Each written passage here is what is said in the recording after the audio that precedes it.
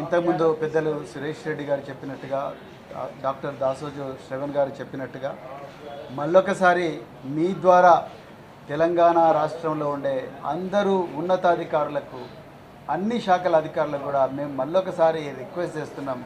దయచేసి రాజ్యాంగబద్ధంగా పాలన చేయండి. మీకొచ్చిన ఆదేశాలు రాజ్యాంగబద్ధమైనవైతే, చట్టబద్ధమైనవైతేనే మీరు ఆదేశాలు పాటించండి.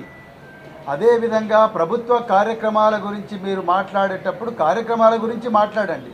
అంతే తప్ప మీరు కూడా రాజకీయ విమర్శలకు పాల్పడి మీరు కూడా రాజకీయ నాయకుల్లాగా మాట్లాడితే అది కండక్ట్ రూల్స్కు వ్యతిరేకం. దయచేసి అది గుర్తించండి. మేము నిజంగా ఏ అధికారికి కూడా మేము వ్యతిరేకం కాదు. కానీ ఈరోజు పని కట్టుకొని భారత రాష్ట్ర సమితి పాలనను, భారత రాష్ట్ర సమితి పార్టీని, భారత రాష్ట్ర సమితి నాయకులను ఏదైతే ఇబ్బంది పెడుతున్నారో, చట్టం ముసుగులో లేకపోతే ఇంకా రకరకాల ముసుగుల్లో ఇబ్బంది పెడుతున్నారో అవన్నీ కూడా రికార్డ్ అవుతున్నాయి. రేవంత్ రెడ్డి ప్రభుత్వం పర్మనెంట్గా ఉండదు. రేపొద్దున మళ్ళీ రాబోయేది బీఆర్ఎస్ ప్రభుత్వమే.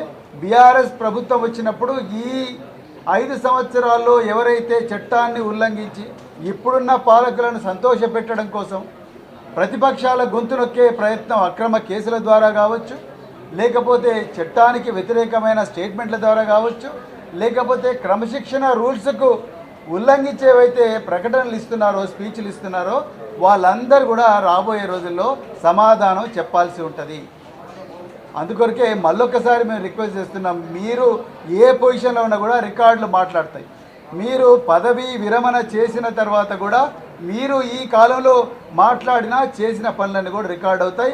అవన్నీ కూడా తవ్వి తీయడం జరుగుతుంది. అందుకొరకే ప్రజాస్వామ్యాన్ని గౌరవించండి, క్రమశిక్షణ రూల్స్ని గౌరవించండి,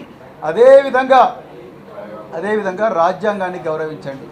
అందుకొరకే మళ్ళొకసారి మేము రిక్వెస్ట్ చేస్తున్నాం. ఇదే వేదికగా మీరు చట్ట ప్రకారం నడుచుకుంటేనే మేము కూడా గౌరవిస్తాం. మీరు చట్టాన్ని ఉల్లంఘించి అధికార పార్టీ ఏజెంట్లుగానో, లేకపోతే అధికార పార్టీ చెప్పినట్టుగా మెర్సినరీస్ రాగానో మీరు వ్యవహరిస్తే మాత్రం తప్పకుండా మేము ప్రజాక్షేత్రంలో దీన్ని ప్రశ్నిస్తాం. రాజ్యాంగం ఇచ్చిన అన్ని మార్గాలను అన్వేషిస్తూ మీ మీద చర్య తీసుకోవడం కోసం ఏమాత్రం కూడా వెనకాడమని చెప్పేసి ఈ సందర్భంగా నేను అందరు అధికారులను కూడా హెచ్చరిస్తున్నా. అదే